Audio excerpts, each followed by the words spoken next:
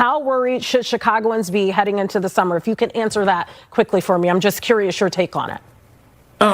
From what we're seeing now, we should be very concerned. We should. I know, the superintendent and his folks are doing what they can, but when you see the upticks in the earlier months, because April and May, a lot of times will kind of tell you how the summer is going to go. And right now, I don't like what I'm seeing. What up, family? It's your boy SNTV coming back at y'all with a news update. I like to ask y'all hit that like button, share the video, and make sure that you subscribe to the channel, man. We on our way to 300K, man. Let's get it. So Chicago has seen an uptick in shootings, as I said, in my last video, actually. And it's getting worse, and it's already up from last year. Chicago losing those shot spotters detrimental to the progression of the city. Those shot spotters was alerting the police as this was going on. You know what I'm saying? They would hear the shot, boom, boom, boom, boom, boom, the police on their way. We know exactly where these shots are coming from. You only had a certain amount of time to get in and get out. Now, whole shootouts are taking place, and ain't nobody even calling the police. In Chicago, a gun sound is like a doorbell. It's shots being let off everywhere all the time. It's damn near normal. It's part of the Chicago culture. Gunshots don't impress nobody, especially if the motherfucker away. You ain't damn near ain't paying no attention. But yeah, and they saying it's an uptick in violence. Without those shot spotters, cops are pretty much just blind. They going into a lot of these situations not knowing what's up. Ain't nobody call the police. They don't got no nothing. They just going into these situations, and it's not looking good. Also, what's going on is guys are getting shot and no one's calling the police, and then guys end up dying because, guys want to try to take themselves to the hospital and all that. Now, don't get me wrong. Chicago police, that whole system is flawed, especially when it comes to like the ambulance. Like sometimes it take the ambulance a long time to get there. But still, you had a fighting chance. Those shot spotters have saved many lives. The police get there and it's a nigga laid out shot, and they rush him to the hospital, save his life, type shit, for real.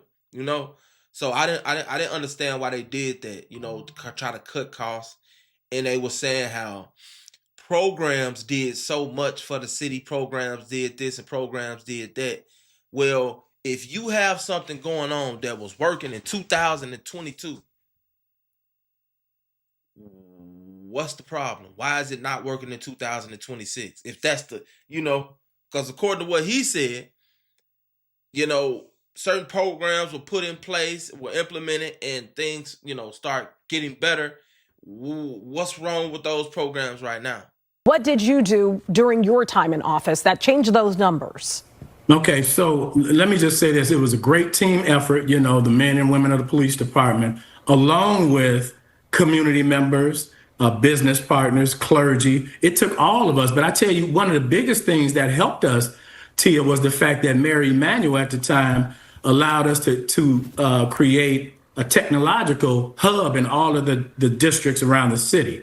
And in those hubs, we shot spotter and the pod cameras and cell phone technology was a big part of that, because what Shot Spotter did was got us to those points where shots were being fired. And we already know statistically about 75% of shots being fired in Chicago is not even reported via 911. We know those things. So when we lost Shot Spotter, we lost the ability to proactively get to those points, because nobody's calling the police now. So all those things matter.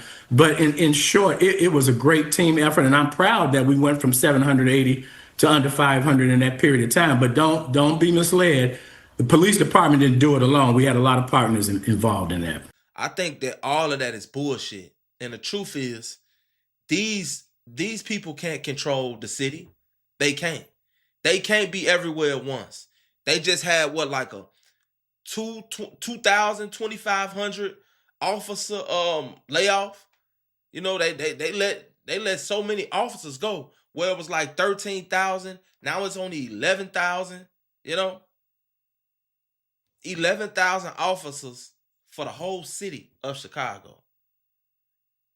Again, 11,000 officers for a city that houses 3 million plus people. That's crazy. That's crazy. Damn. So, you know, the police are going into these situations blind. They're going into these situations scared. God damn it.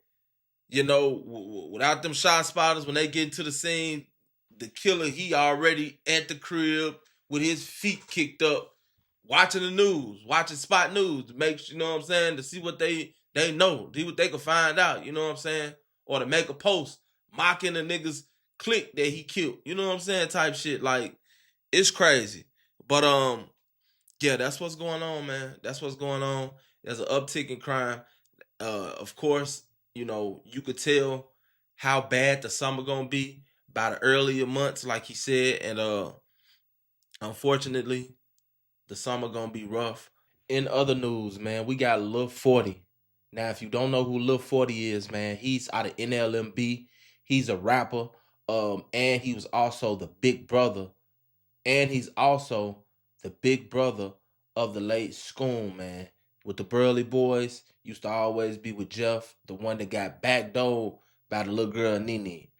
He's mad because he says that his gang or his little brother gang ain't keeping his name alive. He said basically they sent his little brother off. He said, on God, y'all gas my little brother up like y'all was behind him. I never hear his name in none of y'all songs. I never hear his name, period. Y'all got my lifeline messed up. Forget all that drench stuff.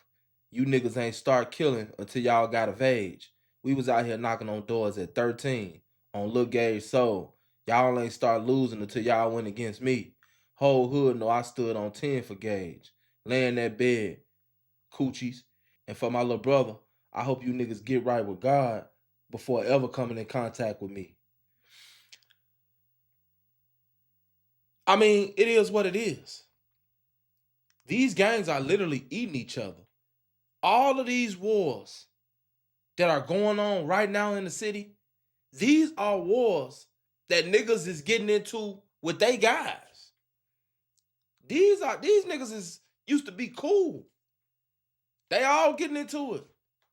And the BDs, the GDs, now it's like it's real deal, every man for theyself. Every time you click up with somebody, it end up some more shit.